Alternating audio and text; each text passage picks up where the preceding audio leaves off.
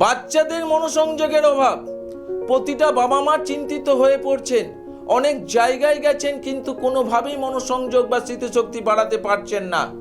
আছে আপনাদের বাড়িতে সেই উপায়, ঘরোয়া টিপস বলতে পারেন।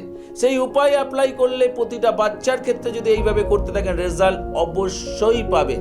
করবেনটা কি? যে বাচ্চাটা যে ব্রাশের পেস্ট দিয়ে ব্যবহারটা করে, সেই পেস্টের মধ্যে প্রত্যেক দিন একটু করে ফুটকিরি দিয়ে তারপরে দাঁত মাজতে বলুন। এরকম করে দাঁত মাজতে মাজতে দেখবেন কিছুদিনের মধ্যে বাচ্চার মধ্যে স্মৃতিশক্তির যে অভাবটা আপনারা দেখতে পাচ্ছিলেন সেটা কিন্তু আস্তে আস্তে কমে যাচ্ছে এবং মানুষ স্মৃতিশক্তির চঞ্চলতা এই জায়গাগুলো কিন্তু অনেকটা কমে যাচ্ছে।